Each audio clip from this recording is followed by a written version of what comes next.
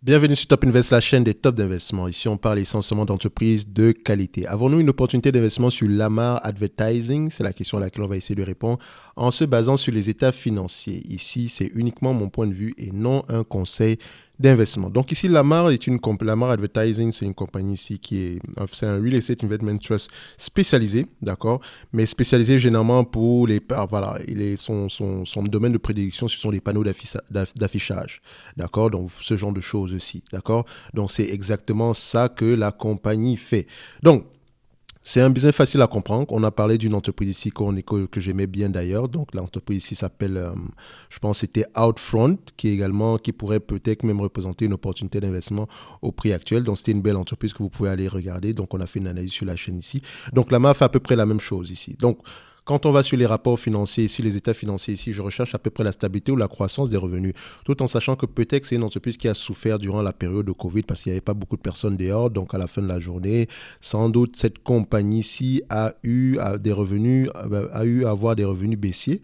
On va regarder ça ici. Est-ce qu'on a une stabilité, une croissance des revenus? On a une baisse des revenus en 2020 ici, mais on a des revenus qui sont revenus, on a des revenus à peu près au même niveau que 2019 ici. Donc, enfin, ça c'est 2021, hein, d'accord. Donc, on voit ici par rapport au quarterly, le quarterly ici est à peu près élevé. Donc, par rapport à 2020 ici, on a à peu près on a à peu près des niveaux supérieurs. Donc, on a une entreprise qui est en croissance, ok.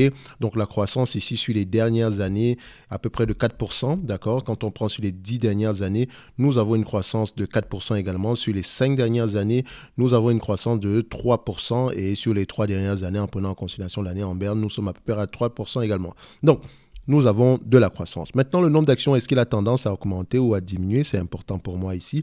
Donc, il est à peu près stable. On aime ça. C'est un checkmark. Donc, ensuite, on va regarder ici les operating cash flow ici, donc les FFO. Est-ce qu'ils ont tendance à croître? Oui, on aime ça. Ils ont tendance à croître également. C'est parfait. Donc, en dernier, on va aller regarder la dette. Donc, maintenant, les analystes ici prévoient combien? Les analystes ici prévoient à peu près aux alentours de 8,10 $ à l'action d'ici 2023. Ces analystes-là sont combien? Ils ne sont pas nombreux, donc il faut faire attention par rapport à l'estimation de ces analystes-là. Ils ne sont pas assez nombreux. Quand on n'est pas assez nombreux, ce n'est pas assez robuste, d'accord? Donc, ça reste un business facile à comprendre, d'accord? C'est très facile à comprendre. Donc, il est facile de faire des prévisions sur ce business-ci. Donc, on va considérer ici qu'ils peuvent avoir raison, d'accord? Donc, quand on prend ici, d'ici 2023, donc d'ici l'année prochaine, on estime qu'on aura à peu près 8,10 $ par action. Donc, si on fait 8,10 par action multiplié par 20 fois les bénéfices, c'est un business facile à comprendre qui est très stable. Donc, je vais le prendre à 20 fois les bénéfices ici avec un KPE de 5%. Je sais que vous voyez ici le AFFO sur les dernières années se négocie à 14 fois les bénéfices, mais à la fin de la journée, peut-être prend en considération la dette.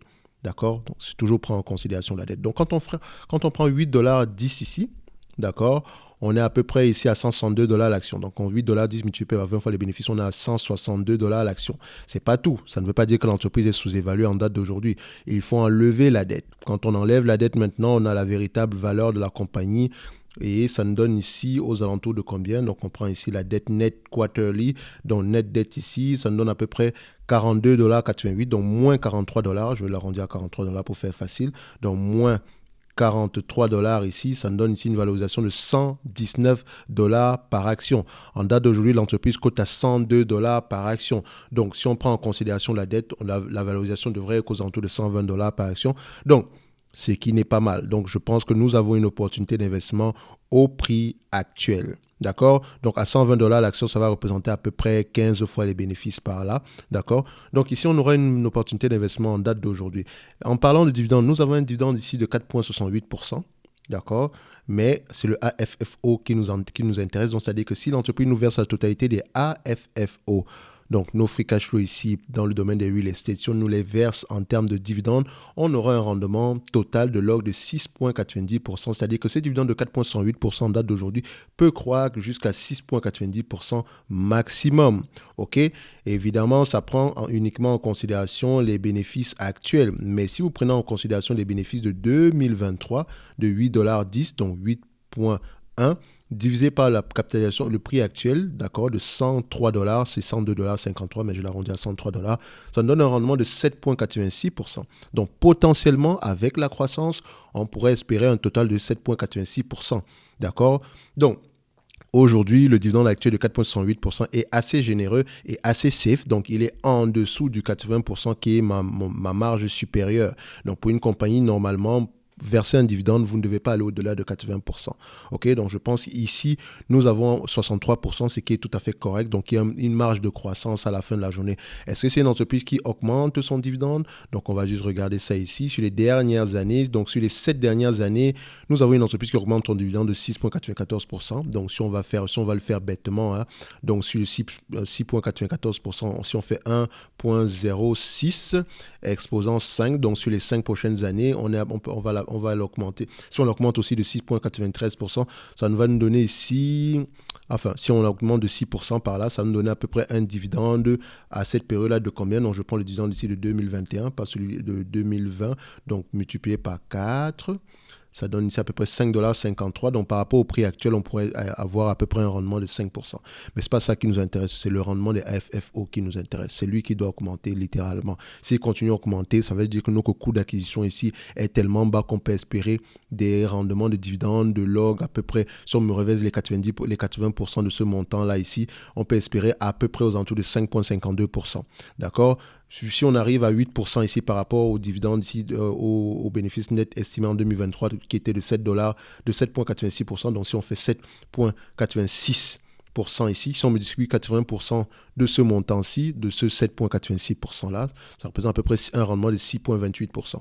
Donc en achetant au prix actuel avec un dividende de 4,68%, vous pouvez espérer au mieux, d'accord, sur cette période de temps, à avoir à peu près un 6% de rendement à long terme.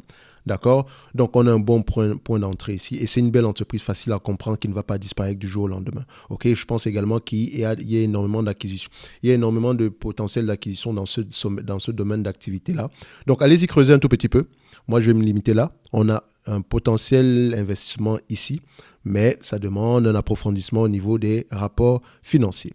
Donc, on va se donner rendez-vous sur la prochaine vidéo. Et d'ici là, portez-vous bien. Merci.